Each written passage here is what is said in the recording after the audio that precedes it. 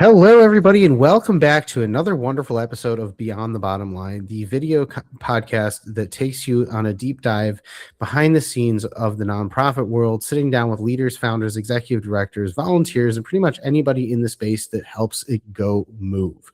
And usually this part of the sector is pretty much, no one talks about these guys, no one gives them the time of day, and to say that fit, no one gives them the airtime to share their stories. And we've decided to take that and amplify that and bring that to light. So today we're sitting down with two wonderful women who are based in New York, Beth Fertig and Lara Bergen. And I actually met Beth recently. She was at an event I did, and we connected, and she was asking some really good questions. We had a lot of fun, and she finally booked a call with me to be on the podcast, and she brought Lara along with her. And this is fun because we've never had two people on. Well, actually, we did have two people on before. It was really fun at the same time. And that was actually a great episode with Holiday Hoops. But we're going to sit down and have a great conversation with them today and learn all about what they do. They're part of an organization called PressPassNYC.org. And I'm not going to talk about that because that's their job to explain what they do. But before we dive into the show, this podcast, this video series is proudly sponsored by GiveSuite.com. If you'd like to learn more about GiveSuite, the all-in-one nonprofit system focused on marketing, donor management, fundraising, and pretty much everything you need to run your organization without breaking the bank, you can sign up for a 60-day trial, no holds bar of GiveSuite by going to our website, www.givesuite.com. Get in, get situated, get sticky, have fun with it. And if you like it, you can keep going. If not, we'll help you get somewhere else. And it's also brought to you by our partners at Bravehearts TV and a new brand digital creative agency, where with Bravehearts TV, this show is actually going to be streaming on their platform as well in the next coming weeks. So you can check that out. And a new brand is our digital agency partner here with GiveSuite. So you can learn more about them at anewbrand.co. So let's dive into the show because nobody cares about me. Let's talk about you guys. Welcome aboard. Thank you so much for being here. How are you guys? I'm great. Thank you for having us. Absolutely. So what's your deal? Like, what's the story behind your organization? Why'd you guys start this? Well, I'm Beth Fertig, Executive Director, and we're joined by Lara Bergen, who founded PressPass in 2021. So I'll let her start that story. Thanks, Beth. Yeah, I'm Lara Bergen, and I founded PressPass NYC in 2021. The deal being that I had been teaching high school for a couple of years, 12th grade English in New York City, at a pretty typical, we call them unscreened schools, where students are basically just placed there. They don't have to test in. They're pretty small schools, and the job of the school is to, help kids get their diploma, pass their regents, and move on with their lives. Those are the state tests in New York, by the way. Right. And there's not a lot of electives or extracurriculars or other things in school, unfortunately, for students. But I was really concerned about teaching students English and doing literature and writing. But I had a class that was for students who had failed in the fall. So they had to repeat an English credit in the spring. And I really wanted to do something with the students that would make them clearly more interested in the class than they had been in the fall. And I knew also they were coming with a lot of reasons for not succeeding the last semester, different grades, different interests, and, who had been in different classes before. So I wanted to do something that wasn't repeating what they had already maybe done or would be doing. And I wanted to do something that students could work on independently, but also as a class. And I just thought, our school doesn't have a student newspaper. Let's do that. It really just very casual idea. But I will tell you that just a few weeks into doing this with students, I was just so blown away by the interest they took in it and the work that they put into doing journalistic work, especially compared to the other, my other English classes. It was a really joyful space. The students were really proud and interested. And they had never thought about journalism before. They had never thought about what journalists do. They had never thought about journalism around them, let alone who was making this journalism and why journalists do the work that they do. So I came away from that semester thinking, I need to do this again with my class. I need to always do this. I wish it was the only thing I was doing with students. And all of these other schools in New York City like mine need to be doing it too, because it opened up a whole world of scholastic journalism to me, with these opportunities for students to do things outside of school as well, and later in their lives, that unless they are learning about this in high school or even before, it's just not going to be on their radar, and they're going to be really excluded from these opportunities that are truly taken for granted in higher achieving schools and more privileged schools. So it just seemed to me an equity issue, but also a missed opportunity for schools to have this space in them. So I felt, you know what? I'm a meh English teacher. I would love to. I would love to be maybe more effective helping other teachers and schools have these programs and take some of that pressure off schools to start something new, because it's also a huge learning curve for teachers like me who don't know journalism. And it's just a big world out there. And teachers are already, as you know, so busy doing what they're already doing. To learn something new and apply it is something that not many teachers should be expected to do. So I really started PressPass NYC as a way to lower that barrier of entry for schools to start student newspapers and support them in the beginning, which are kind of the crucial years. Just like for people, the first 3 years are the most important. The first 3 years of a student news organization too, and a publication, are very precious, and you want to do it right and have the right foundations laid. So, and once I started doing it, people really wanted this help. It was incredibly well received, and just became a lot of, just gave me a lot of joy too. So I'm going to turn it over now to what's really taken us to the next level as a nonprofit organization, and that is having finally a partner in this, who's Beth. Oh, thank you, Lara. Cool.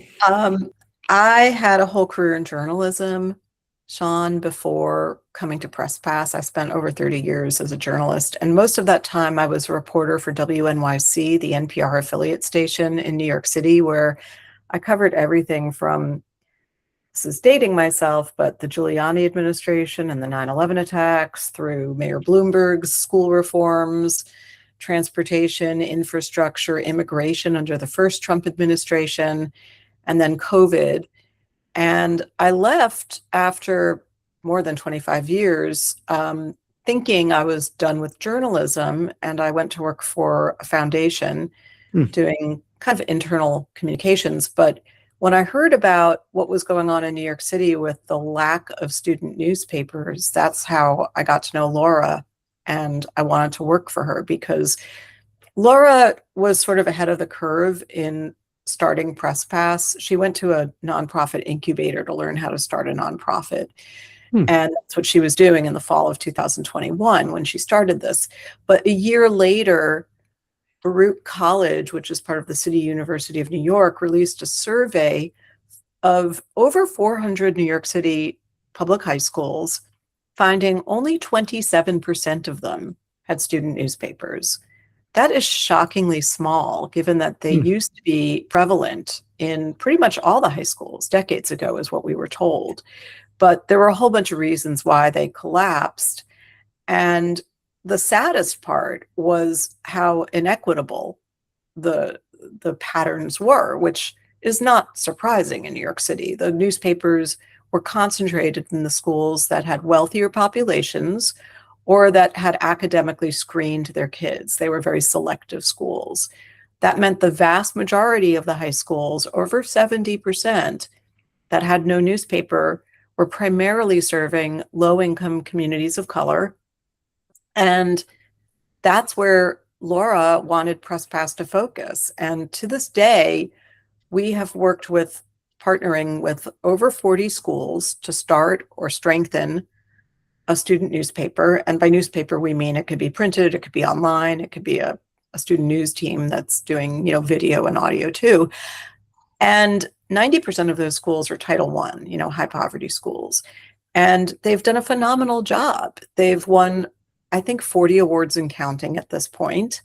And we're just so proud of what students are able to do once teachers learn how to start or, advise a student news publication, because they have to learn enough journalism to do this, which is what the fellowship that Lara created does with about 15 teachers each year who get lots of professional development so they can learn how to do this, because it's really going to be student led.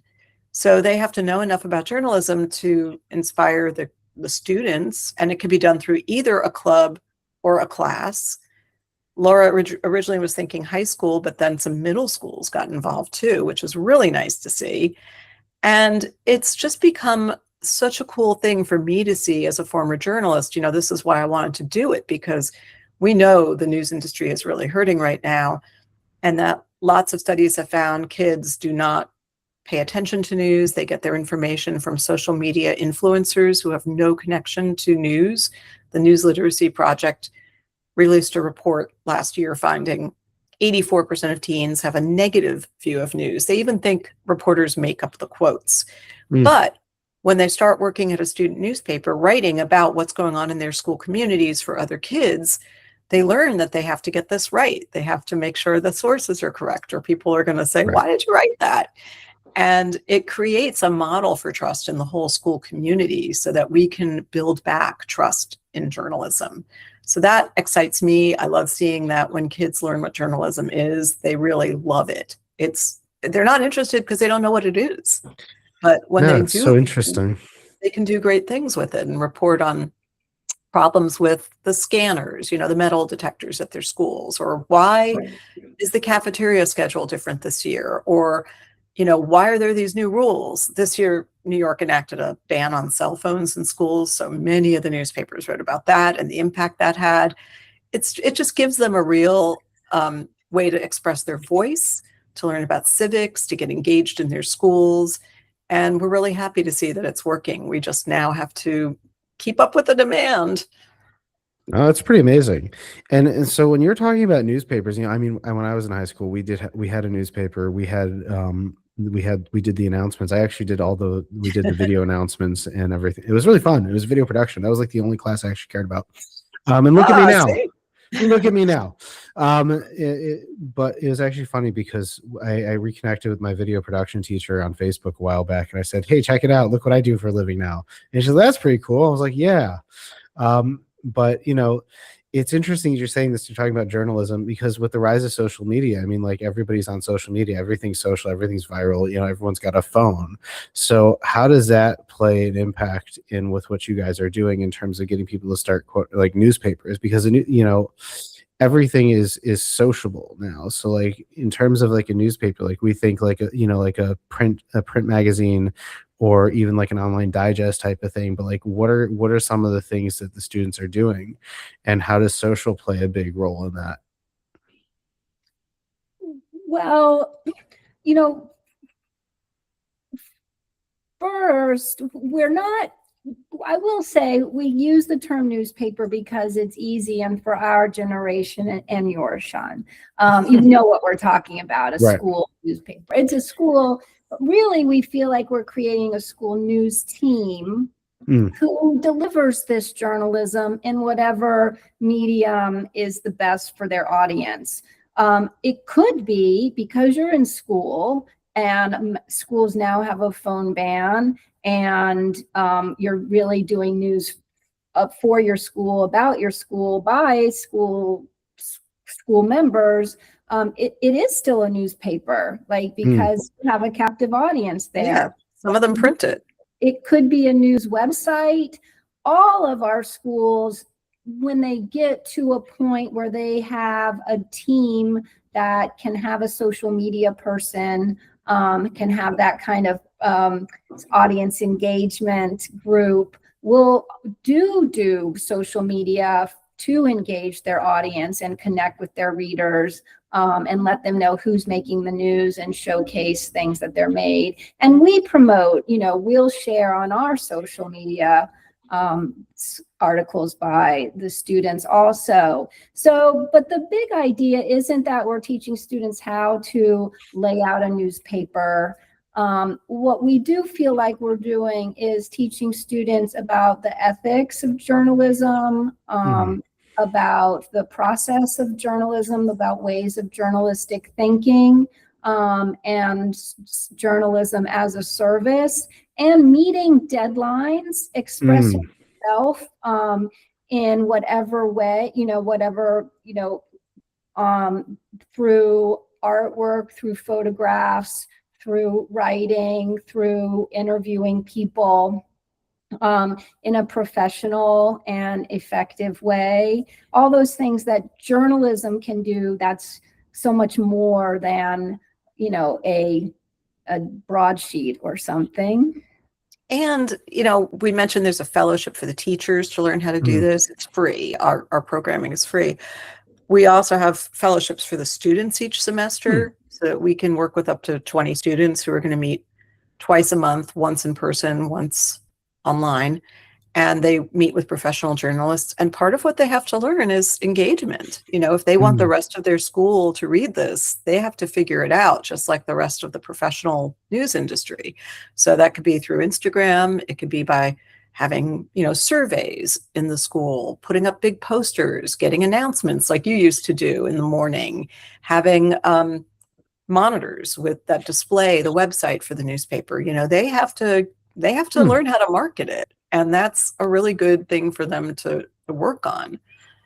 No, that's pretty cool. And in terms of the continuity of it, how many of these students who go through the course and go through the program and do the class, how many of them, once they get into it, what's the continuity? What's the next step with them? How many continue on to do this? What's your success rate? We haven't measured it that way, really. I mean, what we know is that we helped start or, grow 40 news publications since Lara founded the organization. Each one of those is a little bit different. It may be a school newspaper and again, newspaper online or in print, that's published through a club that meets after school or during lunch, or it may be through a class. So there are cases where the classes are electives that students want to join, and then they may continue to work on the newspaper through a club if it's gaining a lot of traction. So each one looks a little bit different, but Laura surveyed or counted up, about how many kids were working on all of our student newspapers last year when there were 30. And I think it was over 500 students were engaged in them, Laura. Oh yeah. Yes. And success, Beth, it's not for us that a student, even, it's great if they go on and do journalism in college, and that's what we want them to be able to do if they want to. It's a wonderful thing. And we do want, this is the pipeline for professional journalism also, and professional journalism needs people from the schools that we work with. But I think for us, success is a sustainable student news program and team, so that in that school, part of being educated at that school and being part of the school community is learning what journalism is for and the value of it, and how to make credible journalism, fact-based service, or, community-centered journalism, but also how to go and find it as when you graduate, that you are empowered to be a, beyond media literate, but truly media engaged and empowered. Yeah, because we're there to help the schools and serve as a resource to them. They join the fellowship, the teachers who are in our fellowship. We ask the schools that you're going to do this for at least 2 years, hopefully 3, because by then they can come back for another year of training classes, and we visit them. Laura and I visit the schools in person each semester and help them troubleshoot and talk to the kids. But hopefully by the end of 3 years, they're not going to need us. And some of those teachers become so knowledgeable that they become mentors to the new teachers in the next year's fellowship. So this is how we're growing it throughout the city. That's pretty awesome. But in terms of like the students, like, do you guys follow up with them after they graduate and find out like how many of them actually went into like journalism and like if they've done something more with the skills that they've learned within the programs? We are only 4.5 years old. So, our students are still in college, if anything. And we are a young organization who is still growing our, means of contacting students after they lose their DOE email. So, when we work with students, they almost always have their high school email. So that can change. We've created a LinkedIn like alumni for students, and we're going to work toward that. But that's nothing we have so much right now. But we know of a bunch who have continued in it when they went to college, like the editor of the Bronx River News. He went to Baruch College and he's now working on the student newspaper this semester. And many of the kids who we know are graduating this year have told us anyway that they are exploring the student newspapers. And we're going to do a workshop for them later this month, actually, where it's for high school students all across the city can join a Zoom workshop where they can talk to college journalists about what's it like working on your college newspaper if they're interested in that. No, it's really cool. That is really, really cool.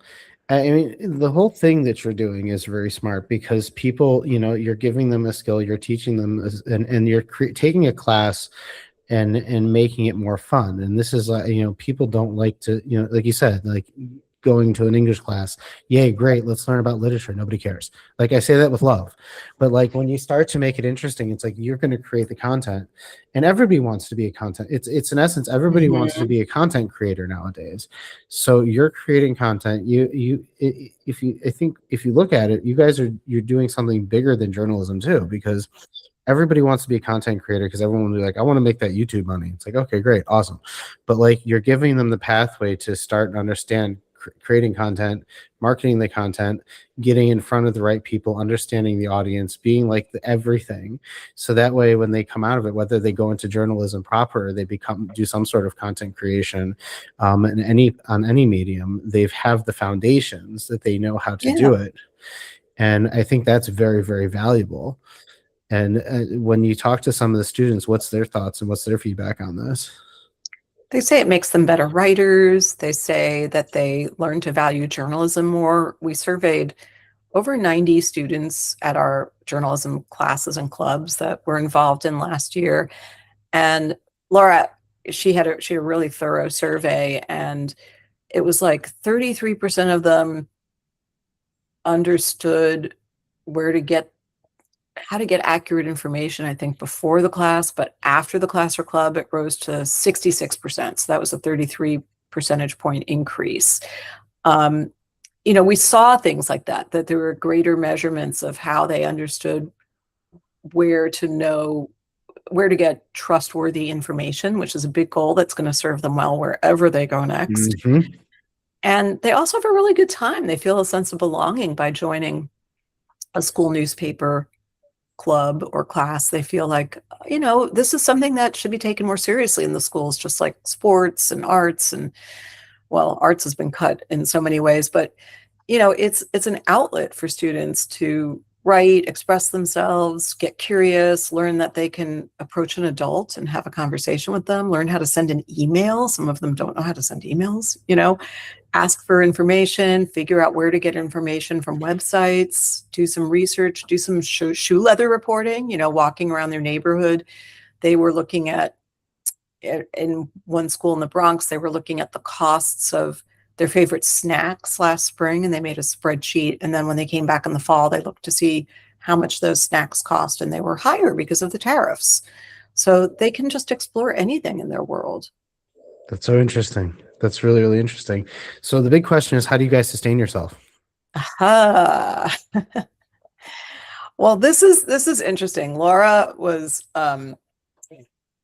like such a hero, doing everything by herself until I joined her a year and a half ago. So we've been able to divide and conquer a little bit. We're the only two full-time people. We have amazing journalism educators who are nationally known, who train our teachers, mostly through Zoom sessions and then some in person.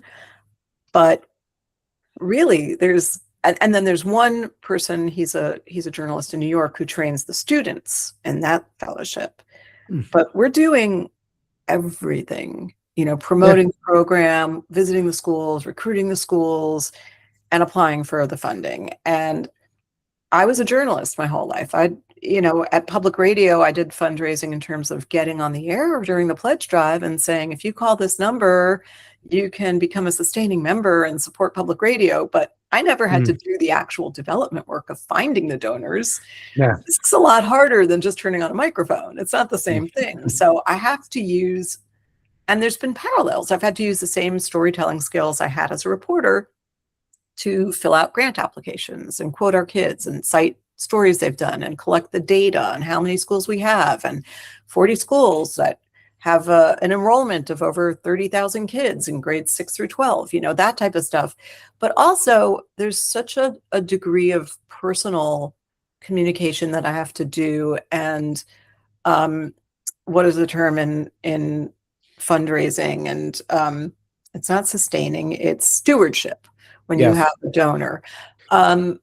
If, for example, I'm applying for funds from our city council members here in New York, I had to set up meetings with them to get to know Lara and I in advance of the budget season, then give them information about our programming, then tell them which schools in their district we partner with. And if they each gave us, this much money, how we could partner with another school in their district and invite them to the schools. It's a lot of touch points that we make. For sure.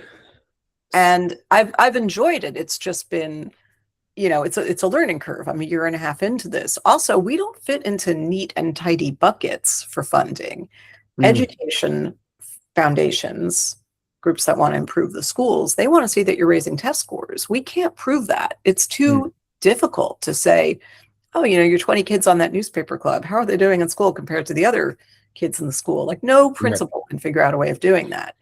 Then the Save Media organizations that are trying to prop up the state of journalism in the United States, which is really important, they're like putting out fires. They're trying to save local news, small newspapers that are going to go under by bringing more staff to them, trying not to have any more news deserts, and maybe teaming up with college newspapers, but they're not thinking about how you have to plant that seed in high school or even middle school.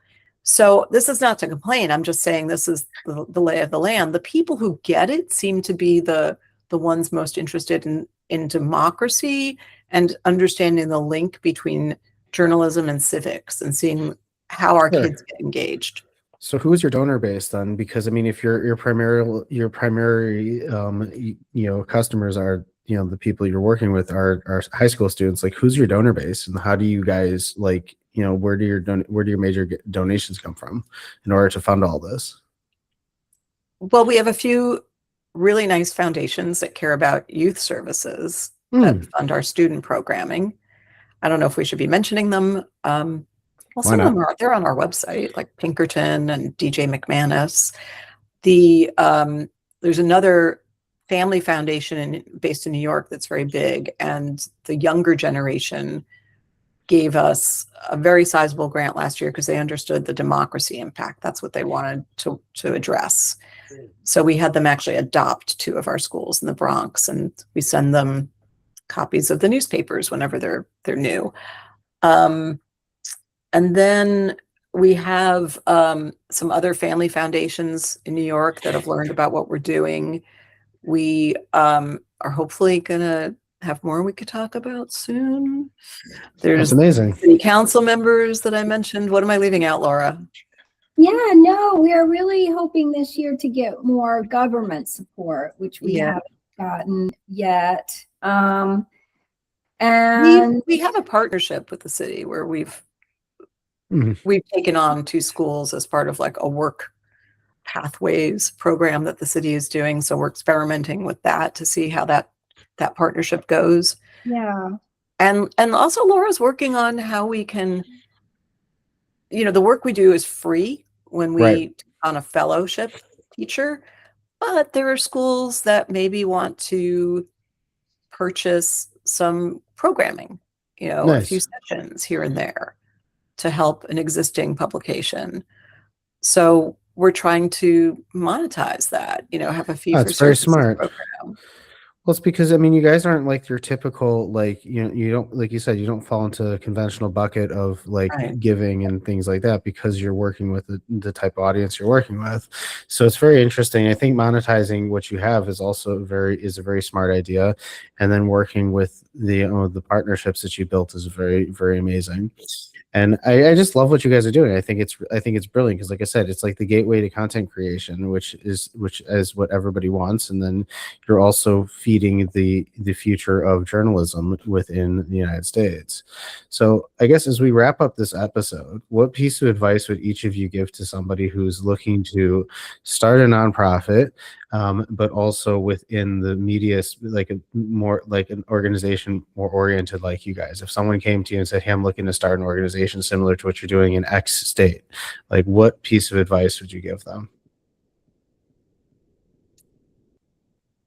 oh, Sean, let's see. For a while, so I ask good questions. Big question. Yeah, that's a good question. I mean, one thing I would see if you can find a partner from the beginning. It's really nice to have that, to share somebody to share the load with. I think too, one thing I did was I did a lot of research before. And like Beth said, I did this fellowship with the Edwin Gould Foundation for education nonprofit ideas. So I got some community support and ways to practice my pitching and just a better idea, since I came with no background in nonprofit work, what it took and what terms were even.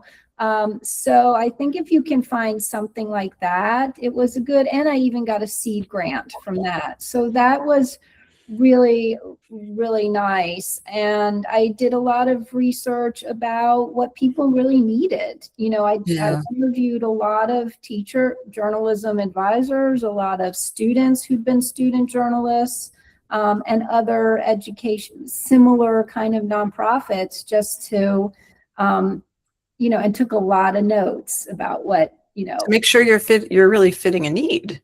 Yeah. And you got fiscal sponsorship.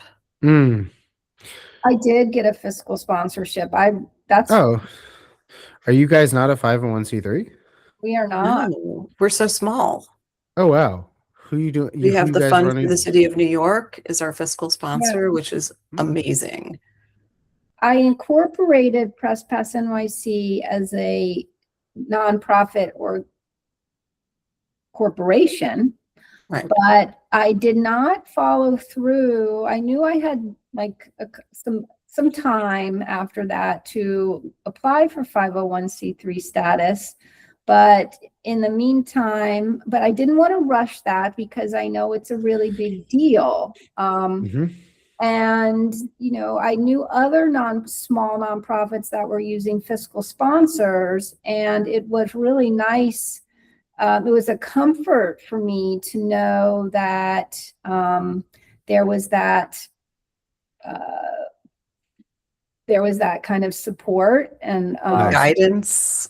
Yeah. Yeah, and They take a big load off in terms of the HR and accounting and all that. well, yes, the fiscal sponsor that we have. I actually moved fiscal sponsors to one Right. that did a little more, because even then I thought, you know, I also had in my mind, quite honestly, perhaps a bigger organization would want to take this on as a project. I wanted to be flexible. Perhaps it worked so fast. It didn't need to hang around for that long, because Nice. that's what every nonprofit wants, right? To be obsolete. But it was, yeah. And since then, the fiscal sponsor that we're with, the Fund for the City of New York, is so incredibly helpful. Gives us so much support in so many ways that it's been great. It's almost like another coworker. Yeah. No, that's amazing. Well, I'm really happy that you guys joined me on the show, and I really love what you guys are doing. And the last question is, how can people connect with you? How can people find you? How can people donate to you and partner with you and be part of the mission?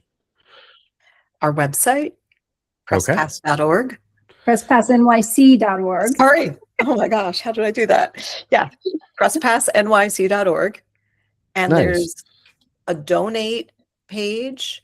There's also a get involved section, so you can see if, we have a lot of volunteers who work as mentors. Well, mentors are not volunteers. They get paid a little bit, but Right. We have people who help out in various ways, working with the students, working with the teachers, visiting the schools, coming to the student fellowships.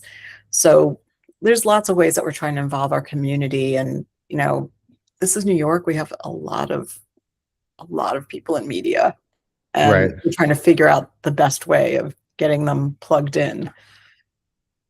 No, that makes sense. That makes a lot of sense. Well, I'm happy you guys came. What we're gonna do is we're gonna put Thanks this for up. having us. We're gonna drop all your contact information onto your personalized PR page for this episode, and people can connect to you. And we'll link it right to your donation page if people want to get involved and connect with you and donate to you. And like I said, we're very excited to have you guys on. You guys are a wonderful organization. And if you'd like to learn more about them, as I said, everything will be in their page and in the show notes. And I will catch you guys on the next video. Thank you, Sean. Thank you.